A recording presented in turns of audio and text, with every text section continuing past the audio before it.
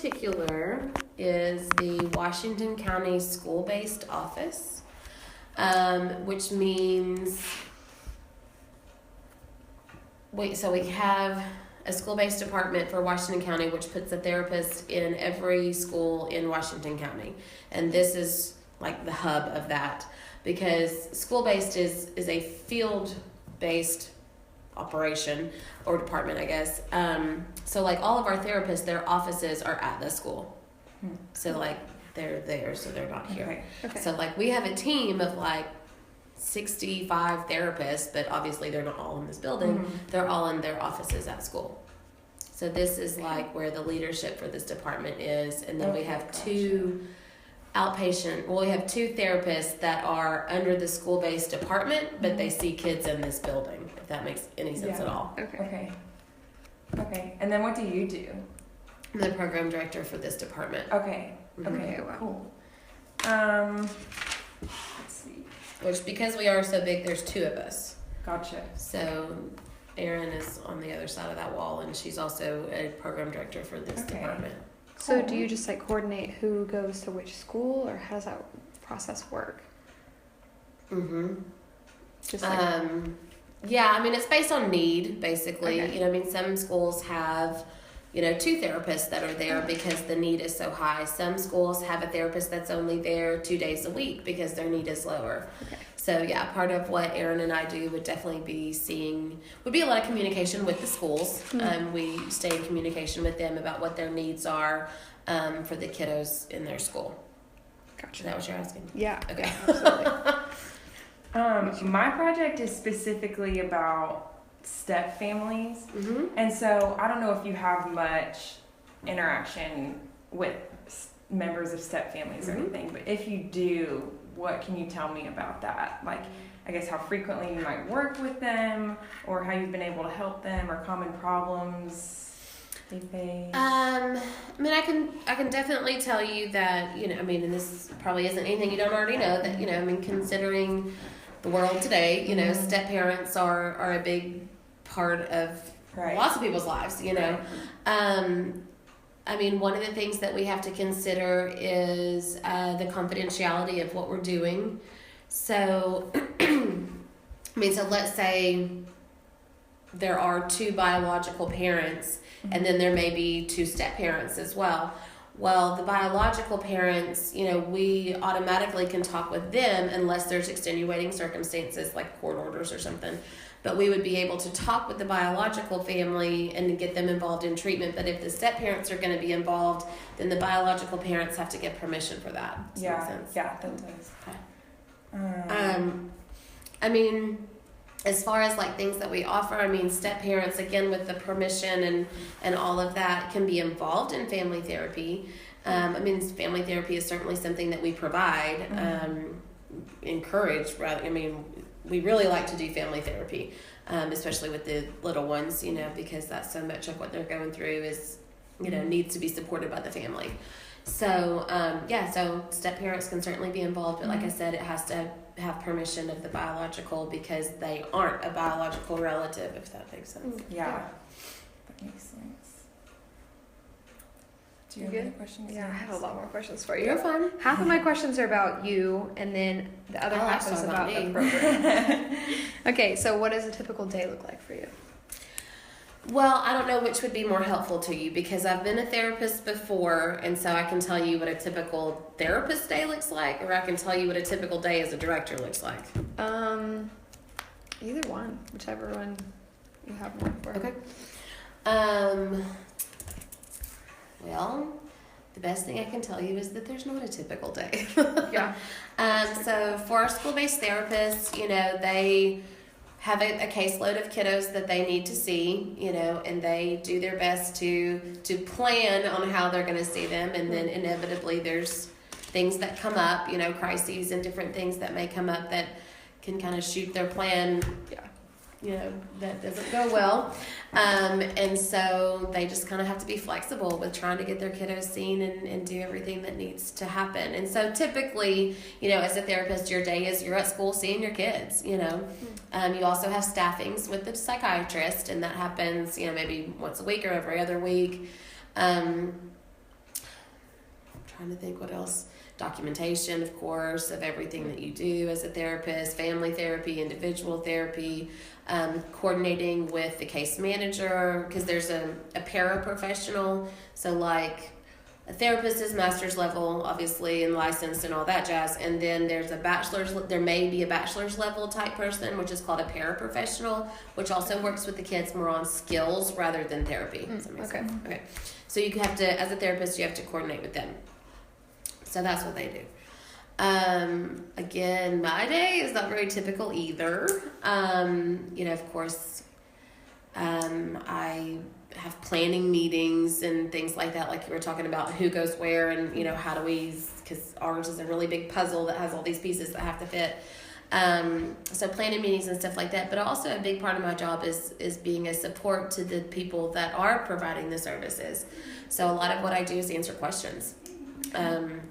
We have a whole leadership team within the school-based department. We have 4 managers right now, and so they are offering support as well. And then so a lot of what I do is just offer support, like I said, questions, crises that come up, relations with the schools. Today, for example, I'm doing an outreach presentation on suicide prevention for one of the elementary schools.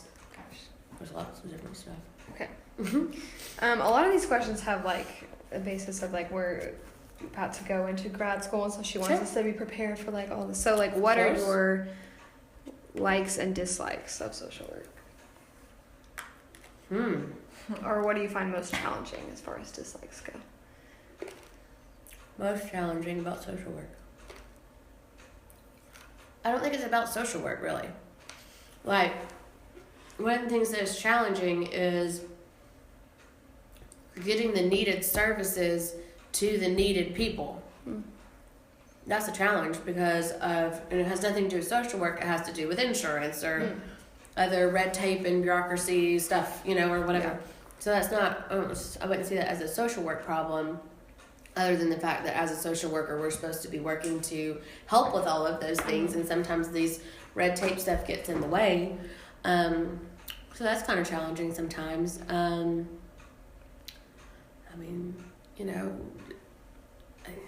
I can't think of any other challenges with it, really. The code of ethics is not a challenge. My beliefs and stuff align with the code of ethics really easily, so that's not in the way ever. I like the agency that I work for, and I don't really have a lot of challenges. Like I said, other than red tape stuff that just gets in the way when you're trying to do what needs to be done.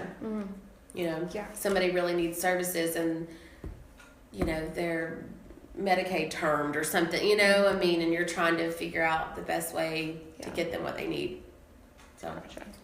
Is that a lot more difficult dealing with the kids, or do you deal directly with the parents and stuff more? I would say, because I've worked with pretty much every age group. I started with kids. And I've worked with adults, and I've worked with geriatrics, and then back to kids and all that stuff. And I would say that the red tape exists everywhere, It just is. Because, like I said, just insurance sometimes can be hard to navigate. And it's hard for the person to know everything that they need in order to get what they need as well, So, yeah, I would say it's the same across the board. It's hard to understand, really, sometimes. Yeah. How did you choose to become a social worker? I didn't really. I fell into it. It was really funny. So I have a bachelor's degree in psychology as well, and thought forever that I wanted to be an attorney. And then until I worked at an attorney's office, and they do even more paperwork than I do, which is a lot. And so I just decided that I didn't want to do that. So I started working for the community mental health center where I was at that time, which was in Central Arkansas. And I was a paraprofessional working at a transitional unit, and just asked my supervisor one day, I was like, I feel like I need to go to grad school. And he was like, okay, call this lady. And she happened to she used to work at the community mental health center where I worked, and at that time was the internship liaison type person for UALR in Little Rock for the social work program. So he's just like, call this one. And I was like, okay. And I did, and that's how I did it. I mean, it sounds really terrible, and I would not recommend this, but I completely fell into it. I didn't do any research on it of like counseling versus social work. I did not look into that. I knew that I wanted to provide therapy. He gave me a business card and said that that would help me do that. And so that's how it happened. Like I said, I was really lucky that, you know, my belief system and stuff really aligned with social work stuff. So I just kind of fell into it. And then, like I said, I really, really liked it. I mean, had I gotten into my first few classes and was like, well, this is a bunch of junk, then I probably wouldn't have finished, you know. But it just happened to be what I liked. And so I stayed. It was really, really strange. What's funny is everyone that I've talked to that's like professional in social work is like, well, I actually didn't intend on doing this. I didn't like go to school for it. I just kind of made my way there. Yeah. It's kind of funny. Okay. Do you have any advice for students going into social work, or is there anything that you wish you would have known?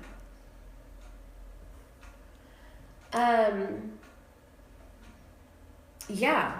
My biggest suggestion, and I say this to people all the time, like other therapists that work here and stuff, my biggest suggestion would be to start working in the field as early as you can. So I started at that transitional unit, which was my first job in mental health, when I was 19.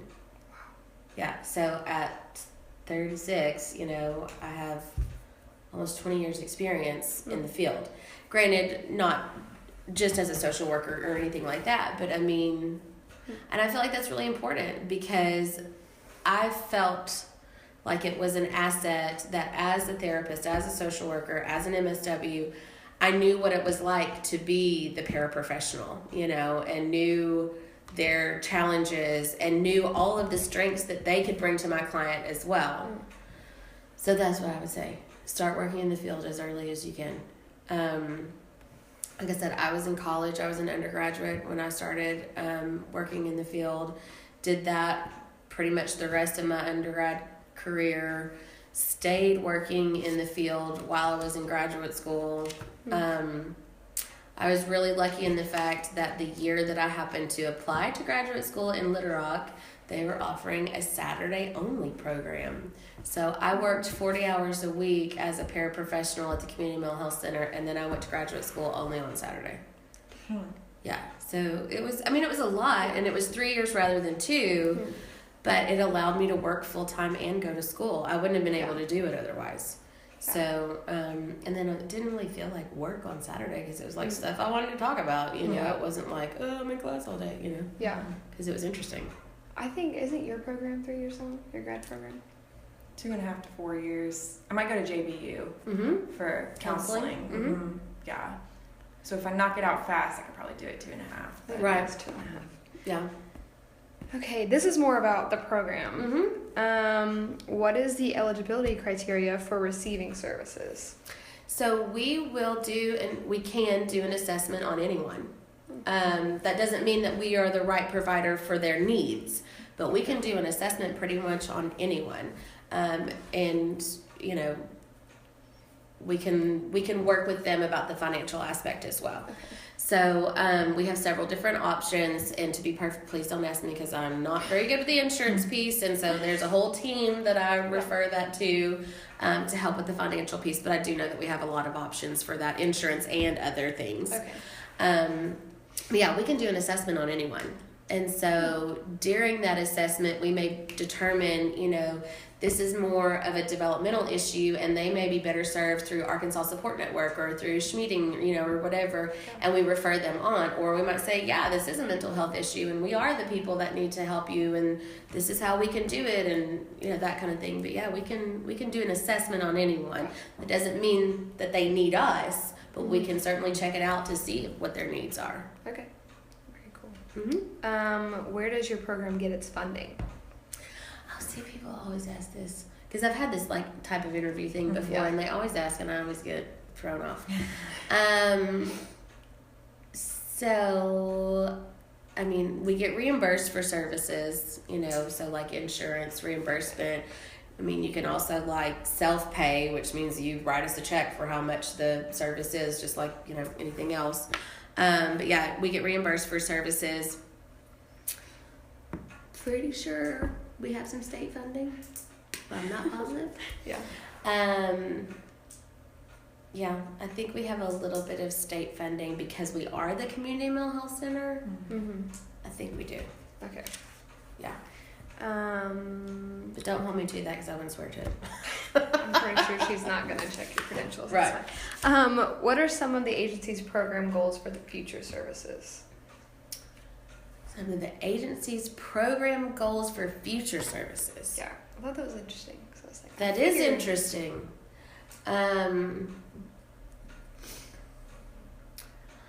I don't know agency as a whole. I can talk a little bit about our department and how Erin and I want our department to move forward. So one of the big things that we did this year that I'm super proud of is a bunch of our outreach programs. So like I said, we're big partners with the school, and so a program was developed actually by my supervisor. It's called Kids Helping Kids. And it is a program, it started off kind of about bullying, but it's about more than that because, you know, when a kid is being bullied, they're probably not going to go to the teacher first. They're going to go to their friend and say, this other kid's picking on me, you know. So we developed this program where we asked kids how they can support other kids. Like, what are you going to do to help that person that says they're being bullied? Or, you know, if you see somebody being bullied, what are you going to do? And so we came up with this program where we go and we talk to kids at different schools and talk to them about how they can help other kids. So what we like to do is we like to get a small group of kids. So let's say the school has, you know, 400 kids at it or whatever. So we like to get a group of like 20 or 25 that have already shown that they're kind of a leader, you know, that they have, you know, those skills already. And so then we do this outreach presentation with them, and then they come up with a way that they're going to take it back to the school. So like we've been a part of like assemblies. They've had like ongoing things where they make a bulletin board and they, you know, nominate kids who are showing the ways that you can help other kids and stuff like that. So it's just really cool. We've done several this year. Last year was kind of a pilot program that we just did at a handful of schools, and this year, I mean, like probably 25 that we've done. Yeah. That's awesome. So I'm really excited about that. I hope to possibly expand on that because right now that's kind of geared towards grades 2 through 5. And we've really been talking about what can we do to make that more towards junior high and even high school kids. Even if it's not about bullying, it might be about something else, you know. Mm-hmm. But what can we do for junior high and high school kids to talk with them about ways that they're going to support their peers? So that's something that I'm really excited about that we're working on. That's awesome. Yeah. Did you guys start that here? Like in your, okay. So Yep. are you looking to like expand that to the other departments also? Well, the other school-based departments do it already. So there's 3 other school-based departments. Like we got one in Siloam, we've got Rogers Bentonville, and then Berryville, I think. And they do it as well. So like it did start with Washington County school-based, like I said, with my supervisor, Erica, and they do it now also. And so we're just working on getting it to more schools. Okay. So like, you know, let's say there's, you know, 75 schools that we service through Washington County. I mean, while we have done 25, I mean, there's still 50 more schools, you know. Yeah. So that's what we're looking towards, is getting it to more of the community. Gotcha. Yeah. That's awesome. Okay. Last one. Mm-hmm. What are some limitations of the agency's services? I don't know. I mean, like, what are services that we don't provide, or? I assume so. She didn't expand on these at all. She just the I likes don't and know. dislikes of the company. Right. I can't think of anything right offhand. I mean, obviously we don't service every issue that there is, you know. I mean, we just don't have the staff and the, you know, expertise for that. But I think that we have really good partners. So, while there may be something that isn't, our cup of tea because we're not the experts in that area, I think we have really good partners in the community that we can refer to those people. So I don't really see that as like a downfall. No, not at all. I don't know. I mean, I don't want to sound like overly cheesy or anything, but I really don't. I mean, like, my supervisors are extremely supportive, and so it's not like an issue there. And I mean, I completely agree with the mission, vision, and values of the agency. I feel like the agency as a whole is on a really good trajectory as far as servicing the community. Like I said, I like everybody that's above me, so I don't really know. Don't have to have an answer for that one. No, that's really fine. Okay, little tiny details. Sure. How long have you been at this program? In this program, it'll be 5 years next month. 5 years. Mm-hmm. Okay, and you had a bachelor's in psych, master's in social work, and then you got your license for social work, right? Yes. Okay, so that on your door. Okay. Yep. I think that's everything then. Yep. So too. Yeah. Thank you so much for Yeah. meeting with Seriously. us. No problem. Yeah. Let me give you one of my cards. Yes. If you that would guys be have great. any questions or anything, my email address and the office number are on there. Perfect. Yeah, no problem. But it's usually easier to email. I mean, it's Okay. Have a great day. Thank you so much. You too. And you're to the right and the little bridge and look to the right again. All right.